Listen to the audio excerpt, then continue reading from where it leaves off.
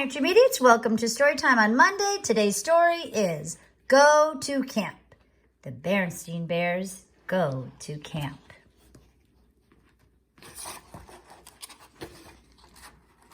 It was the last day of school and the beginning of vacation. That wonderful time when the little bears could sit around doing absolutely nothing. Brother Bear and Sister Bear shouted goodbye to their teacher Jane. Well, asked Mama Bear after a day or so vacation, are you enjoying sitting around doing nothing? It's great. Yeah, absolutely. There's just one trouble with it. There's nothing to do. Well, here, take a look at this, said Mama, as she reached for something that had come in the mail. This is what it looked like. Tired of sitting around, doing nothing? Come to Grizzly Bob's Day Camp. Summer fun for cubs and for all ages. Swimming, canoeing, arts and crafts, sports, study nature, fully supervised by Bob. And don't forget our exciting overnight campfire powwow and sleep out. Some of the things looked interesting, but Brother wondered what fully supervised meant. And Sister wasn't sure about the overnight sleep out. It sounded a little scary. Where is this camp? Asked Sister. Not far. How will we get there? Brother wanted to know. Well, a bus comes to you in the morning and brings you home in the afternoon. Sounds a little like school, said Brother. We'll think about it, said the cubs, and went back to doing nothing. Well, not exactly nothing. They picked a few wildflowers, chased butterflies, turned over a few rocks, and thought about it. Mama, could we try Grizzly Bob's Day Camp just to see if we like it? Of course, said Mama. A couple of mornings later, Brother and Sister were in camp shorts and t-shirts, all ready and waiting when the bus came. And Grizzly Bob didn't look much like Teacher Jane. And the camp didn't look anything like school. Grizzly Bob had built his camp beside a lake at the edge of the forest. There were log buildings, a flagpole flying the camp flag, a big bulletin board with the camp rules. There certainly were a lot of rules, some interesting paths, a rope in place to swim. There even was a big red canoe.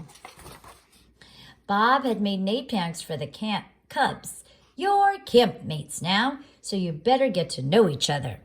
Then he took them on a tour of the camp. There was an office with a desk where he did his paperwork, a first aid corner, and Band-Aids. Then there was a rec hall to go into whenever it rained. Rec was short for recreation. There was a picnic place and a barbecue pit where they roasted hot dogs for lunch. Sister burned hers a little, but she traded it with another cub who liked burned hot dogs. And Bob announced after lunch they would all climb up Spook Hill to the very top of Skull Rock, the very special place where they would have their end of camp powwow and sleep out. Wow, it was quite a climb. That evening, Mama and Papa Bear were eager to know how the cubs liked camp.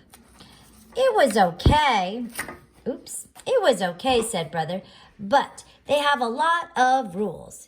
It was all right, agreed Sister. They sure had plenty of bandages and stingy stuff for cuts. But what they both were thinking about was Skull Rock and the end of camp, which was sleep out, especially Sister. The second day was different. Brother had a great day. He passed the swimming test and was allowed to ride in the canoe. Sister didn't have such a good day. She played dodgeball and some of the cubs threw pretty hard. The third day, Sister had fun. She got a star from the birch picture frame she made in arts and crafts. But Brother hurt his knee in the wheelbarrow race. The fourth day, both of them had fun. And every day after that, so much fun that they forgot about Skull Rock and the sleep out. Almost.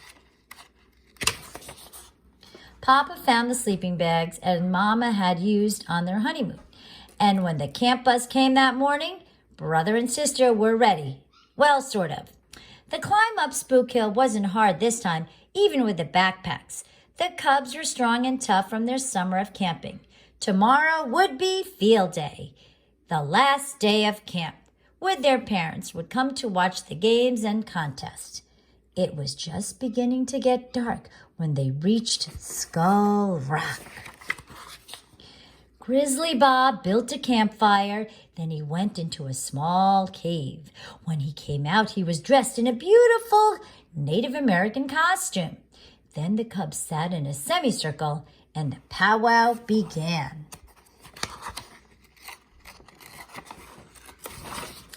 Bob told them Native American legends of the great animal spirits, the story of Great Grizzly, as big as a mountain, the soaring eagle who filled the sky with mighty salmon, whose colors made a rainbow. As Bob told the stories, the cubs could almost see the wonderful creatures in the firelit smoke as it curled up into the night sky.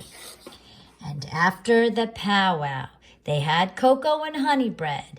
Then they curled up in their sleeping bags, and soon they were all fast asleep, even sister.